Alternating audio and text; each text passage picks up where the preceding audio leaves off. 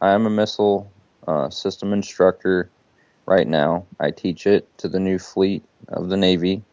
And prior to that, I was a NATO Sea Sparrow surface missile system operator out in the fleet.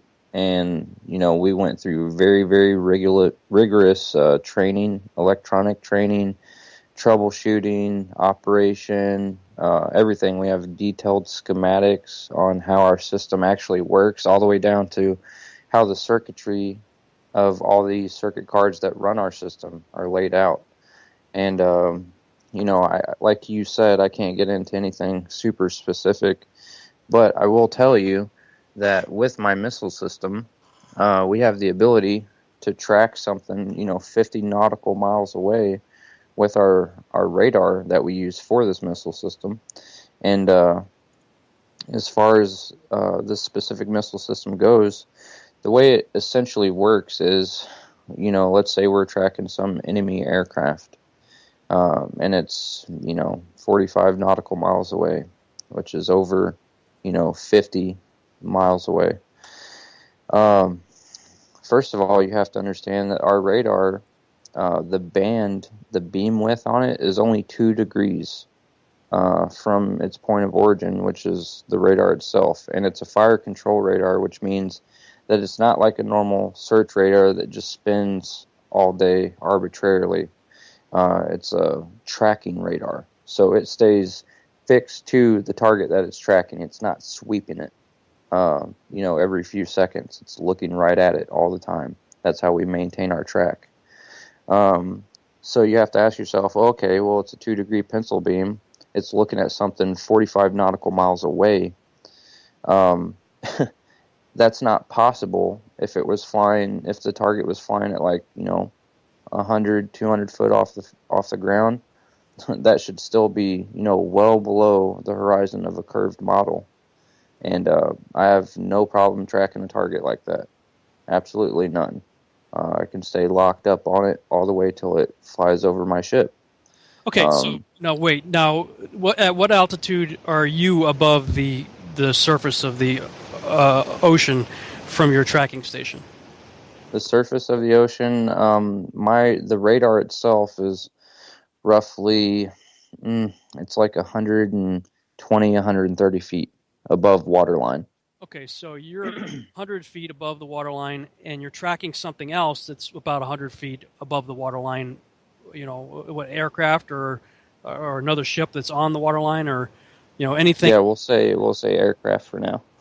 Okay. So you're talking about aircraft. Well, wouldn't they be flying higher, or that would be?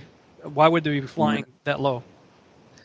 Well, they would be flying that low because most people think when they hear about a plane, they think commercial, plane, 30,000 feet. However, when I'm talking from a perspective of my weapon system, it's meant to shoot down bad guys. And what do bad guys do? They take a low-flying profile and they sea skim off the surface of the water. Reason for that is because they like to defeat the blind zones in, a radar's wave propagation. The closer they can fly to the deck or the water line, the more, invisible they are on a radar. So that's why I say 100, 200 foot. Okay, so then if it's flying about 100 feet off the deck, then it's flying pretty close to level to where the height of your radar system. Then. Yes. So we're talking, give or take, fairly even ground on both ends at a distance of 45 nautical miles. I just punched up a nautical to statute mile converter. That's about 51.7 statute miles away, which on a ball that's just ridiculous. 50 miles on a ball would be 1,667 feet below the curvature. But yet, now, is this a line of sight deal, or is this this pencil radar you're talking about? It is a line of sight radar. The argument always comes up. Well, it's radar refraction off the ionosphere, in the atmosphere. And that's always the argument with like major wideband search radars. Well, guess what? Mine's not a search radar. It's a fire control radar, which means that it has to be so accurate it's used to determine our intercept point for the target that we're shooting at. And it has to maintain a direct line of sight lock on the target to actually strike it with radio frequency and then receive that reflected radio frequency back into our receiver and maintain the track on the target. Wow, that's just at the very least, it is proving that if we are on a ball, it's way bigger than what we've been told. So no matter what, we've been lied to. Yep. So, okay, so this thing, this pencil beam, this is tracking something, and you're actually watching something 50 statute miles away at roughly the same altitude as you are. So, that alleviates the question of, well, maybe you're higher, so you've got a greater field of view or whatever. You're tracking something that's about the same level. Correct. Wow. Yep. And that's just one aspect of it all. Okay. I can go into more detail than that. Bring it on. Whatever else you're able to share, bring it on. All right. So, for instance, we got the tracking of the target out of the way. Now, NATO Sea Sparrow's missile system works upon a semi-active doctrine. And for any of those technical buffs out there, you probably know what I'm talking about. But the way our missile goes after a target, let's say we already established tracking it, let's say it's within our missile's engageability envelope now, which is only about 10 nautical miles, which isn't very far, I understand that. But let me hit people with this. When we shoot our missile is based upon what the reflected energy from the transmitter is. So that's how it goes after the target once it's in flight. It's a semi-active missile, meaning that it has to have a constant lacing, so to speak, of the target by that transmitter, by that that RF coming out. It has to have an external designation source. So at any point, if that designation source isn't tracking the target, then the missile is essentially blind, so to speak. So what that draws into it all is whenever that missile is in flight, there's absolutely no signals that are being sent to it that deal with the Coriolis effect. There's no signals that deal with curvature and dealing with, curvature trigonometry. It's based upon a planar model. Even our fire control computer, whenever NATO was established and came together as a big think tank to make this weapon system, it had 13 countries involved with it. And, several of these countries created different parts of the system, and it all got the name of weapons defense contractor by the name of Raytheon slapped on the title of it. And, when you look at this thing, the radar that calculates all this, the intercept points and, how fast the target's going, what our missile's doing, this computer, it comes from a Norwegian tank. That's the computer. So it's based upon old technology of firing artillery shots, which only deal with an X and a Y coordinate scheme. Okay. Which, for anyone that doesn't know, that's a flat model. That's not a curved model. Yeah, okay, so this system was taken from a ground-based deal. Now, that Coriolis thing, because one of the early pushbacks that I got when I first started looking into this was from infantry guys. And, guys are shooters, and they always were about the Coriolis effect, saying, long-range shooters always have to adjust for the Coriolis effect. But it seems to only apply to bullets, because what I could tell, it doesn't apply to missiles, it doesn't apply to cannonballs, it doesn't apply to, pretty much anything except bullets. Is that correct? What would your answer to that be? Well, my answer to this would be I absolutely have no faith in the Coriolis effect at all, because first of all, you're talking to someone that believes in the flat earth. Coriolis effect doesn't exist. Second off, the people that sit there and acclaim, oh yeah, we have to take this super long sniper shot, the Coriolis effect, into account for this super long shot. I think that has to deal with self-aggrandizement and brainwashing, honestly, because it's not something that's taught from a practical sense whenever these people are trained on any of this. Long-range snipers are taught, distance and windage. That's all they're taught. And whenever you think about it, the scientific community that brings up the Coriolis effect, like the other day, what's his name? Neil deGrasse Tyson. He tweeted that some football game, they missed the game-winning field goal because of the Coriolis effect and how it shifted the ball, 3/4 of an inch to the right and made it miss, outside of the pole. And I say this, if that's true, and that was only a 40-yard field goal, and it moved it 3/4 of an inch, let's go ahead and re-examine how long these sniper shots are. Some of them are up to a mile and a half away. You have to conceptualize this. If the Coriolis effect has that much of an impact at 40 yards, let's go ahead and ramp it up to, 1,000 yards. You're talking about huge deviations from where you're originally aiming at. But some of these guys, they say that if you're in the northern hemisphere, you got to correct it. I don't know if it's left or right, whatever. Let's just say left for the sake of argument, because I have no clue what I'm talking about. So let's say in the northern hemisphere, they say, well, you have to adjust it X, Y, Z based on the Coriolis effect to the left. But if you're shooting in the southern hemisphere, you adjust X, Y, Z to the right because of the Coriolis effect. They have these arguments. I've seen the videos where they got these, reality TV show guys talking about it and, talking about, the long-range weapons and how they work.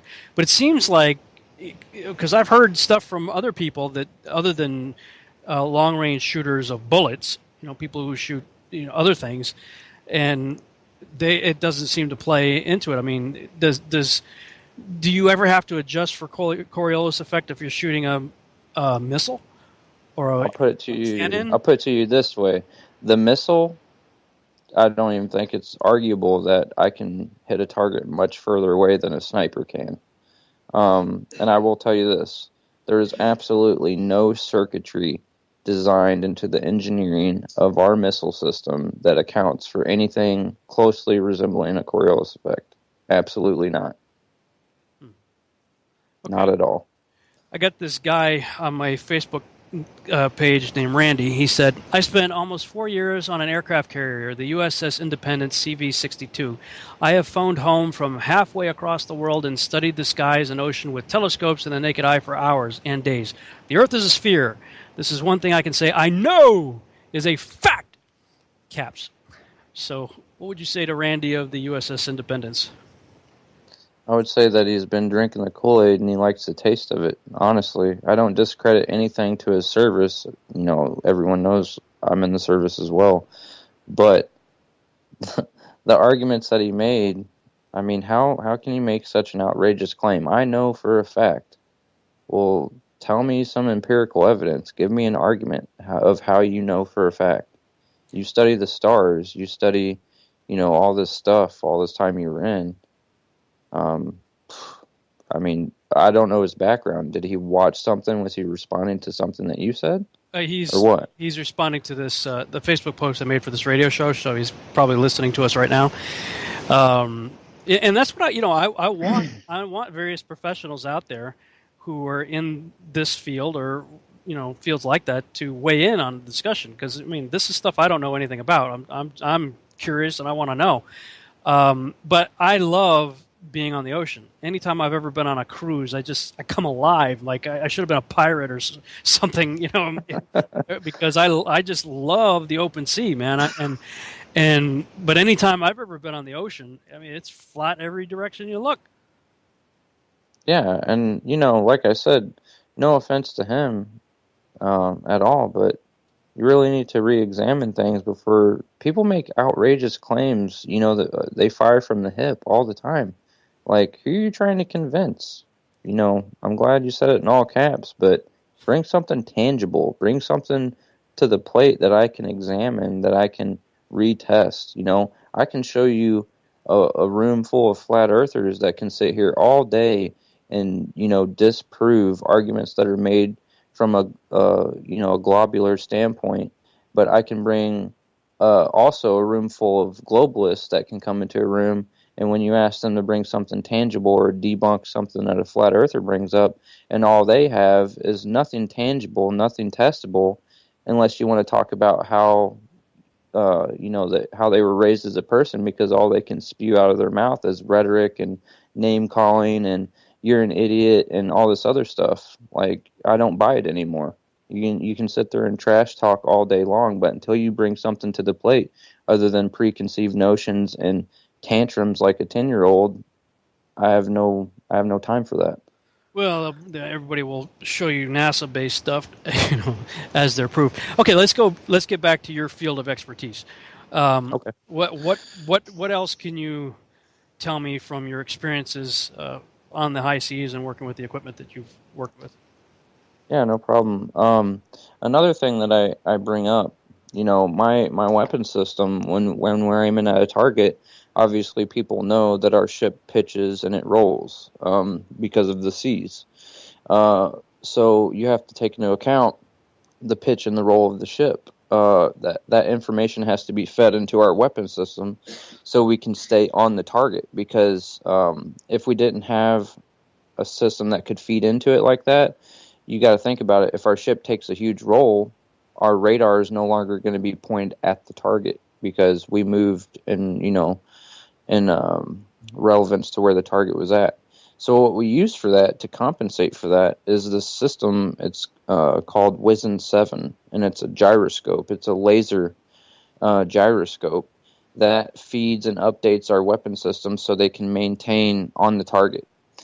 And for anything that knows anything about gyroscopes, for anyone that knows anything about it, they know that once a gyroscope is spooled up to its operating RPM, it has this really, really innate ability to counteract the effects of gravity and any type of precession on it.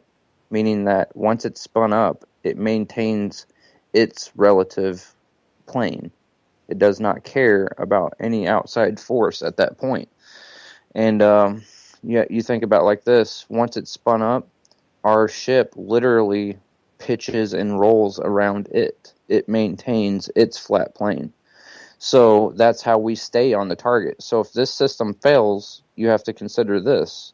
If it doesn't work the way I know it works, then there's no way we could stay on a target when we're in heavy seas and our ship's rolling all over the place. It's not possible. So, since I established that, I always say this. Well, gyroscopes are also used in other pieces of equipment like aircraft, and they are used to give you the attitude of where the aircraft is pointed.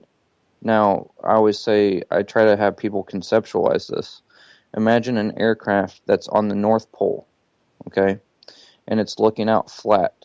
If you can imagine a globe, all of a sudden, that plane would make a straight horizontal line across the top of the Earth.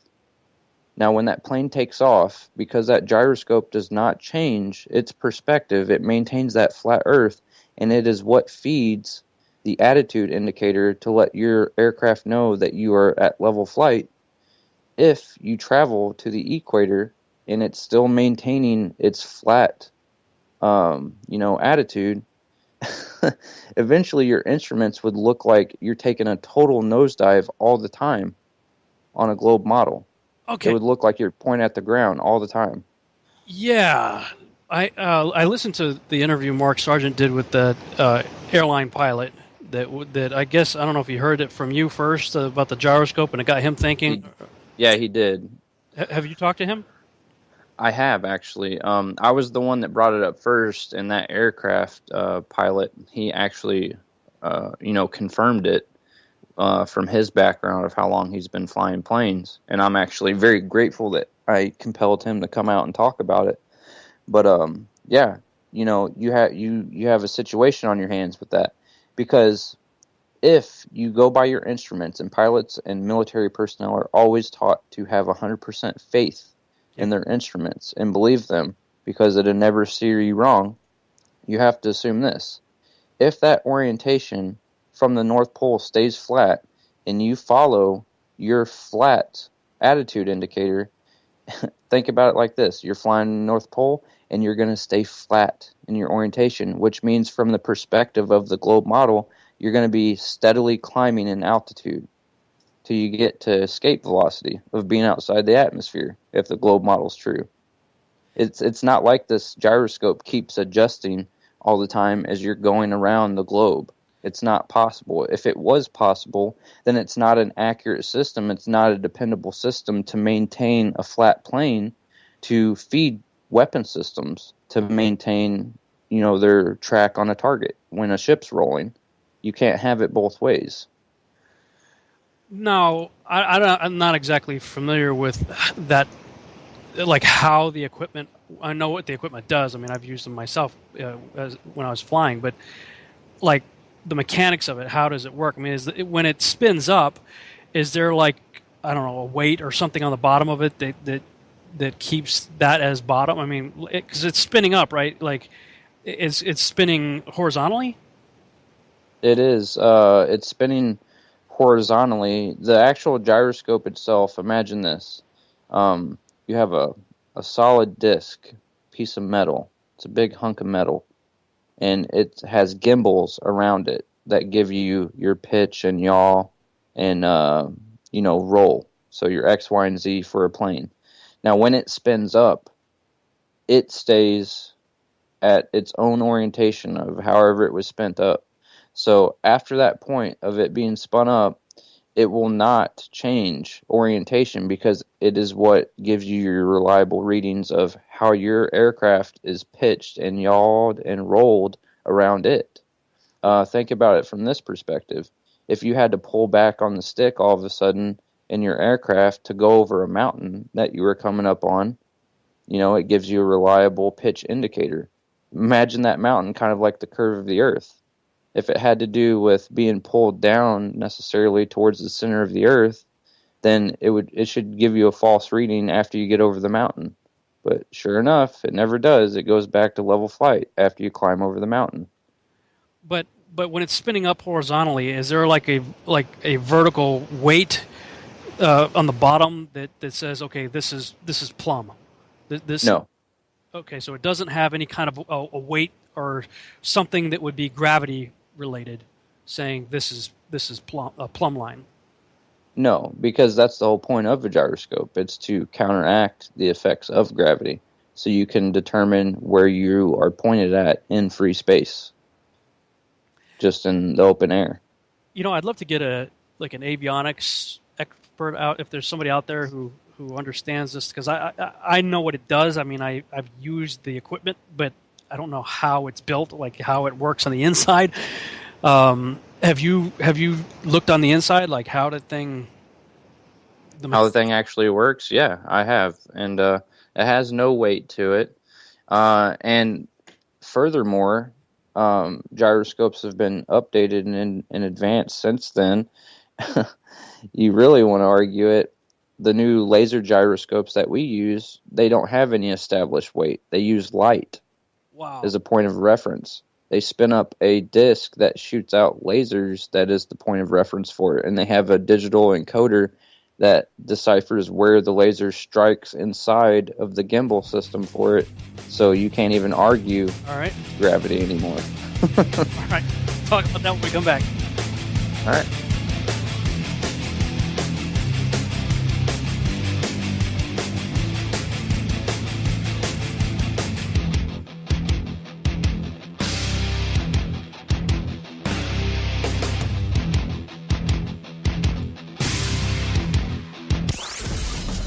X Squared with Brooks Agnew. Sundays on Truth Frequency Radio.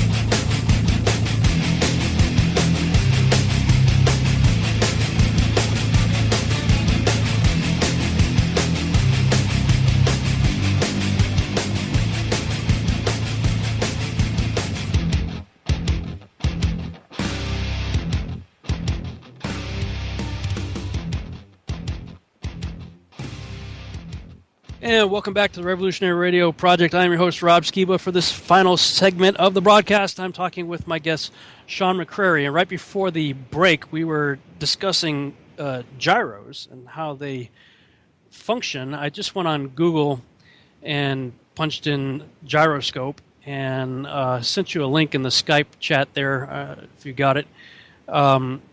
This is what we're talking about, right? This weird-looking spinning top type thing? Yep, that's a gyroscope. Now, that vertical post thing, I guess, is what I was talking about, wondering if that was like a plumb bob kind of weighted deal that says, okay, this is always pointing towards ground. Yeah, I understand that argument, and the way I try to explain it, as far as the center post, that's just the means of the disc rotating around it. That's what gives it its axis, so to speak. And my argument, my counter argument to people saying, well, it's just aligning itself to the center of the Earth, and it just adjusts around it all the time. Well, that would make sense, but you have to understand, if that were possible, then gyroscopes would not be as reliable as what they say they are. They would not be used in multi-million-dollar weapon systems to make sure that we can hit a target over, 40 miles away.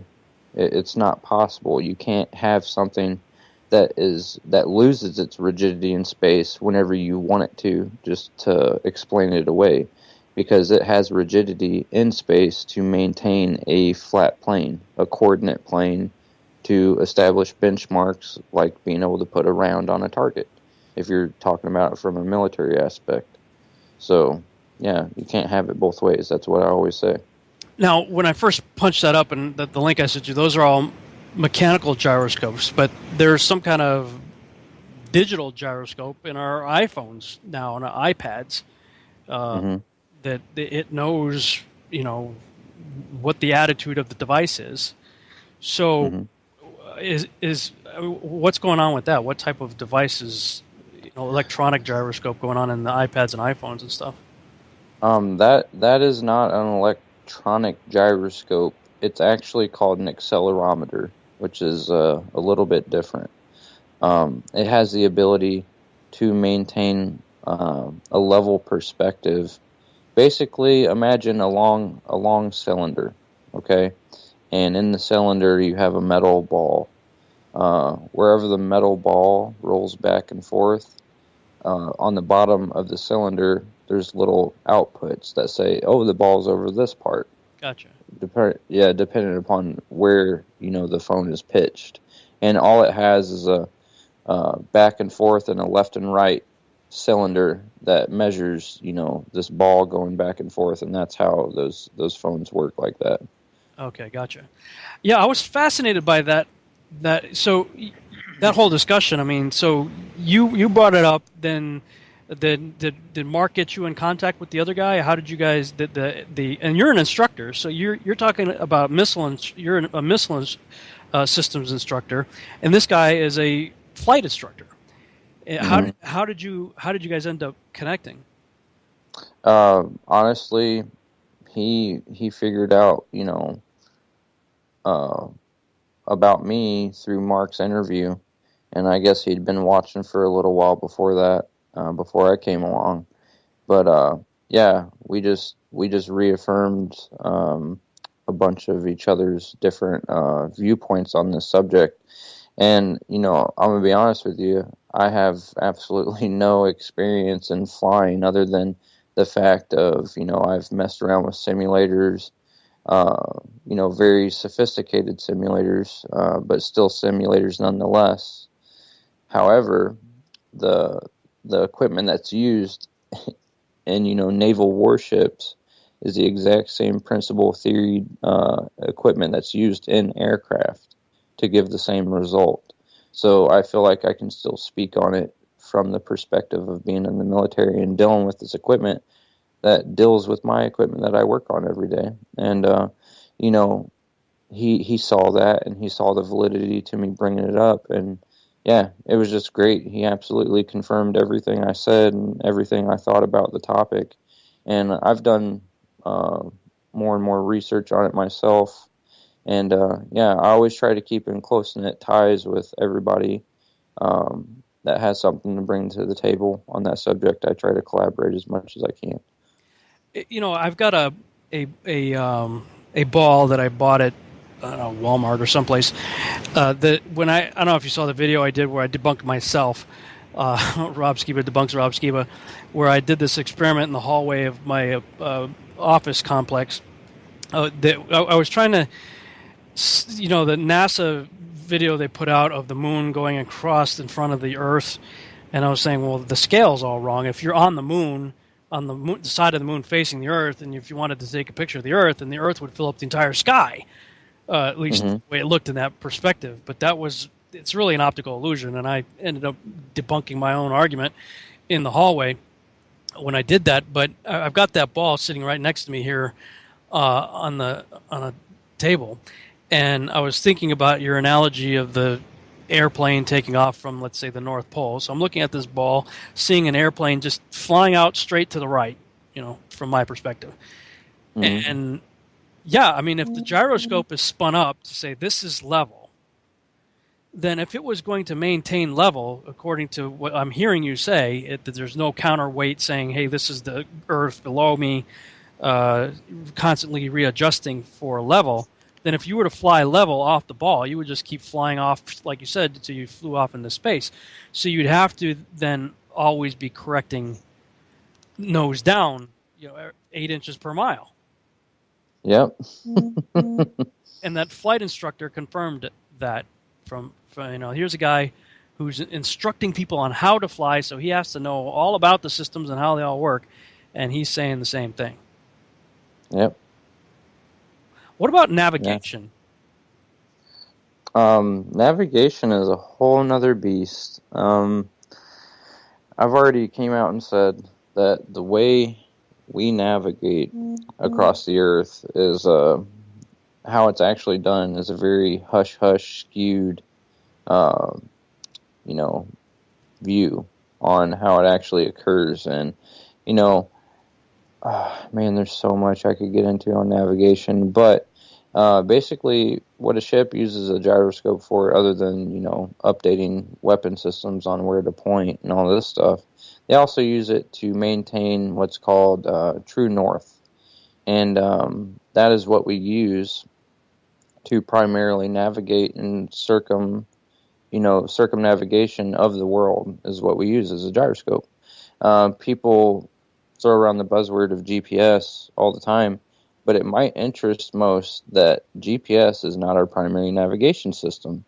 And some people would be like, well, that doesn't seem right, because GPS is, it's a global positioning satellite. It's something, it's very accurate. It's something that we can, trust on. And isn't it funny that our military doesn't use that as a primary navigation? We use something that we can actually pitch and yaw around to maintain that. I went out to San Diego to do a conference a few months ago, and where right next to the airport, there was the USS Midway has been turned into a museum, basically. And you can go on the tour, and I walked through the thing. It took me like 4 hours to go through the thing. And for part of it, I went on the guided tour where they had a tour guide, and he was a guy who had previously been stationed on the Midway and other carriers and whatnot. And I just so happened to be standing right next to the GPS boxes where I was when they went into the navigation room. And he was talking about GPS and how he said all of GPS is owned, operated, and run by the United States. We just let the rest of the world use it. Is that true? According to everything I've learned, yes, that's 100% true. It was actually developed by a big think tank organization from United States government, and a lot of people. The more and more I look into this, if you want to talk about GPS, people should really look up this old system that the military used called the LORAN system, LORAN. and it was a low frequency, long range communication system that could repeat telemetry data to different various recipients out in our military, different naval vessels, and it would broadcast and send, telemetry information, which has to do with positioning and all of that. And what this LORAN system worked off of was a radio tower. So it's already, anyone that doesn't know anything about this, I advise everyone, I suggest to everyone, go look up how easy it would be able to recreate, and I don't think it's recreated, I think it's what's actually in use right now, a GPS system based upon a cellular tower model.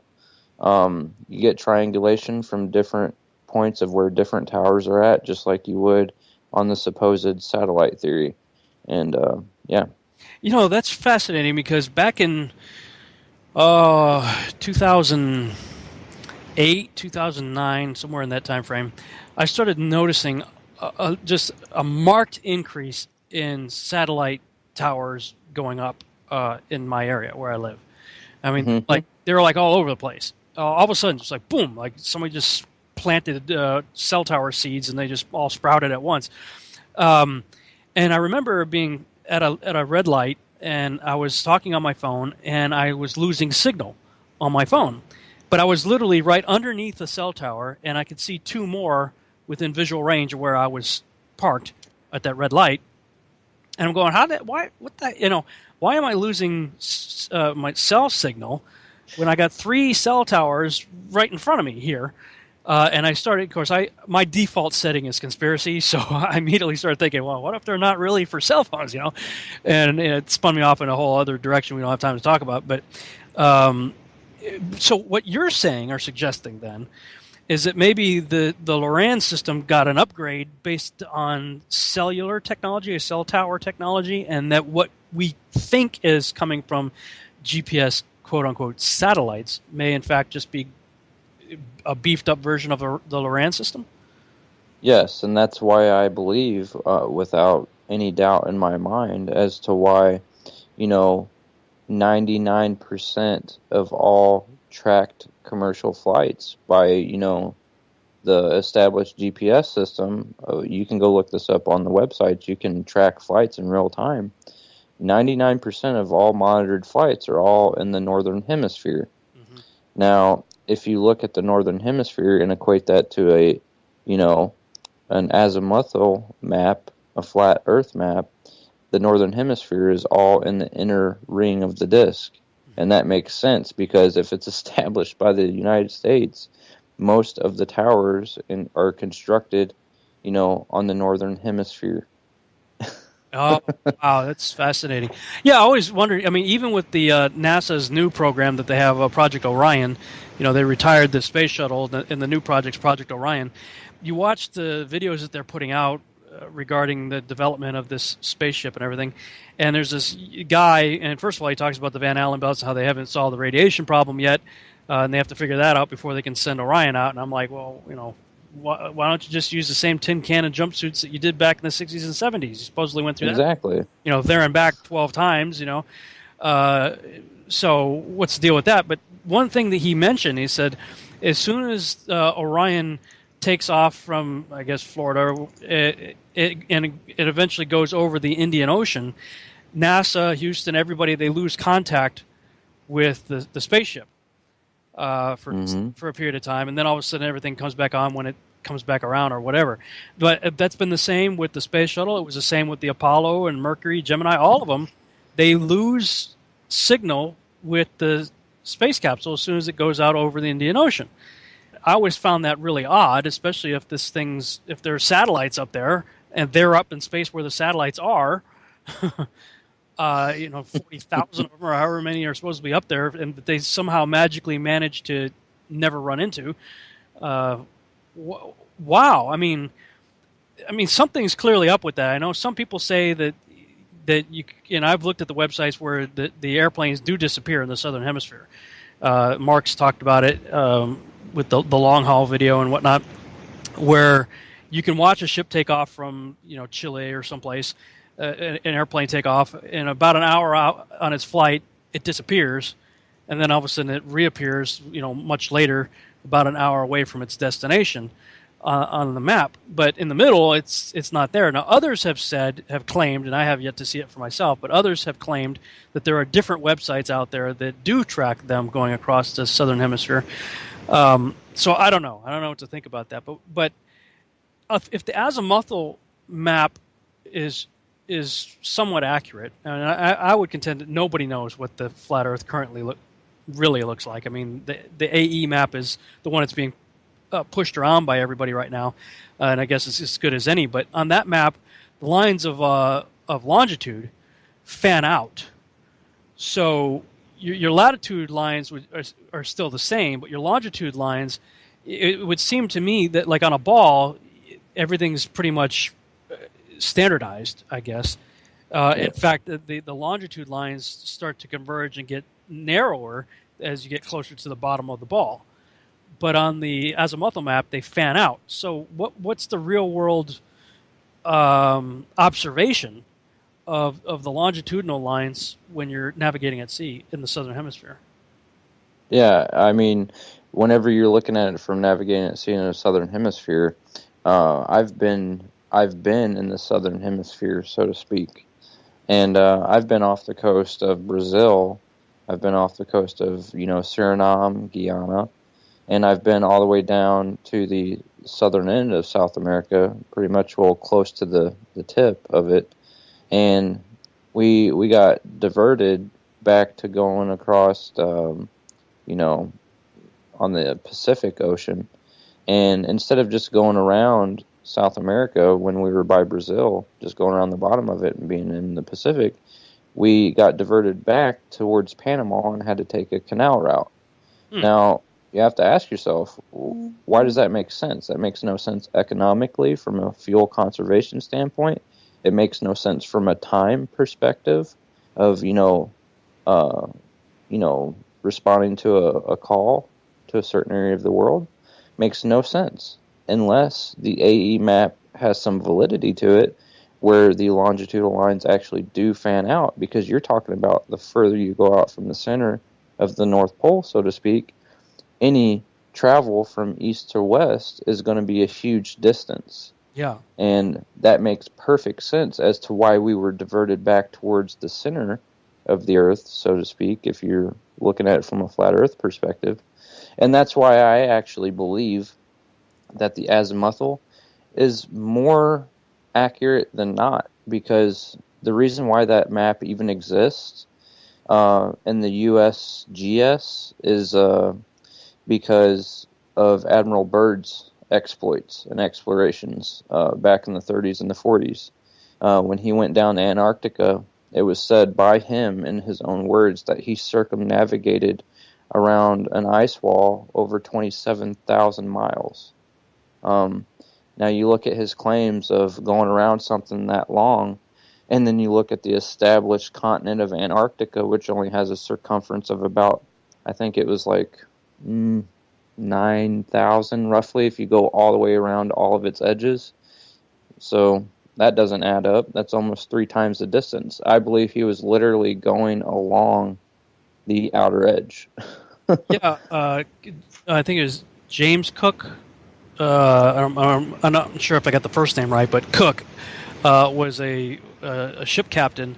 I believe it was in 17 or 1800s. I forget, but at any rate, he was one of the first explorers to get down within, I guess, telescope viewing distance of the ice wall, and he was trying to figure out, okay, is there an inlet that we could go into? And according to his log, it took him, I believe, 3 years, and I think he logged 60,000 nautical miles in 3 years trying to get around the thing, and never found an inlet. So, and presumably it was, he clocked it from a starting point and came all the way around back to that starting point. So you're like, well, I mean, if the ball is only 25,000 miles in circumference, whatever, why did it take this guy 60,000 miles and 3 years to go around it? Exactly. A continent that's supposedly 9,000 miles in circumference. I mean, that doesn't make any sense at all. And I kept reading about other ship captains saying that they were constantly, once this whole baller thing became popular, 500 years ago, there was all kinds of ship logs where everybody's reckoning of where they were drastically off by that type of navigation. Yeah, I see that in all the research I've done as well. And just one thing to ponder real quick, because I know we're coming up close to the end of the show, and I just wanted to put this out there. You know how there's a different gradient of how they say a magnetic compass works, determined upon where you're at in the world, like how much of a deviation there is from it, like when you go across the longitudinal lines. Yeah, for anyone that knows about that, there's a reason why they say that and they establish that.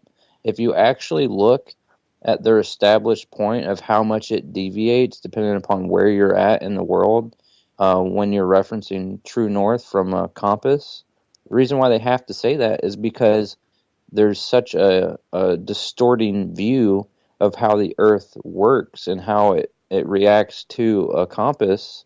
Whenever you're looking at it from a spherical standpoint, it's actually very equal, and there's no deviation in magnetism when using a compass when you look at it from a flat Earth perspective. Absolutely none.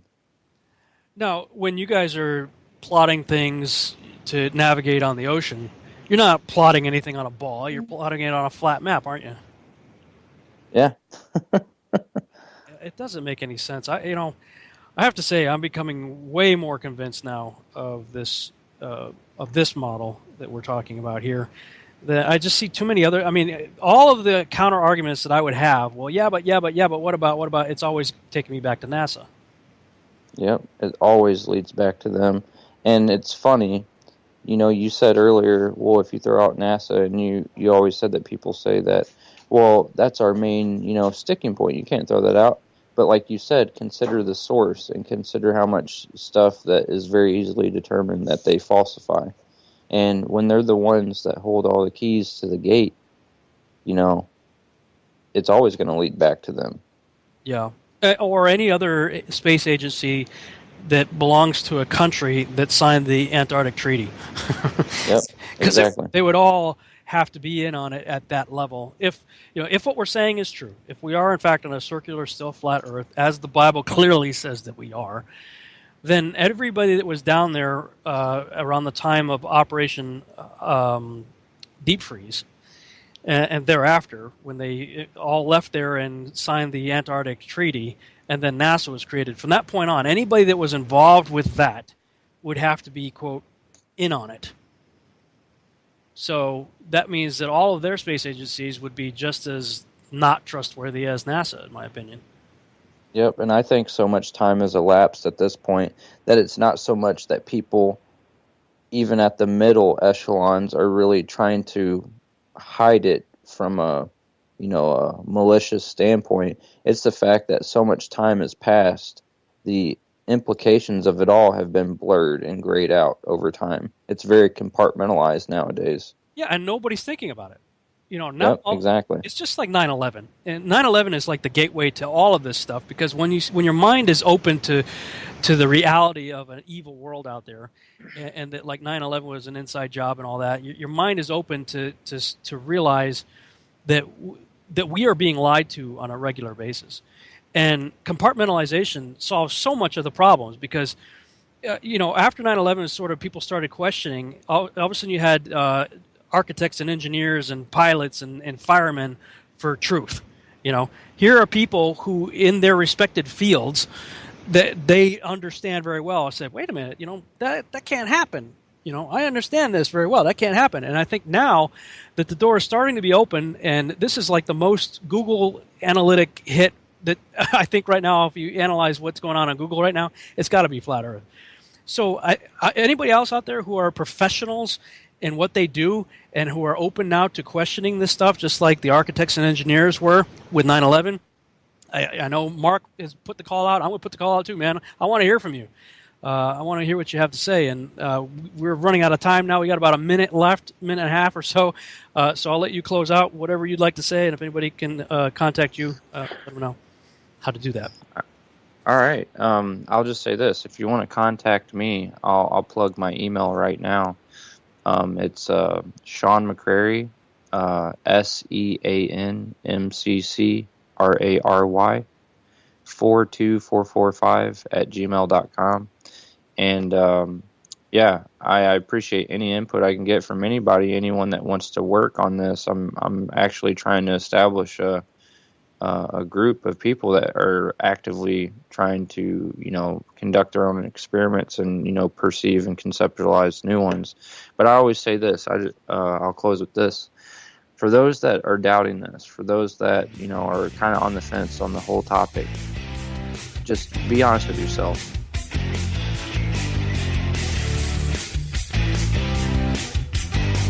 Other than that, have a good night.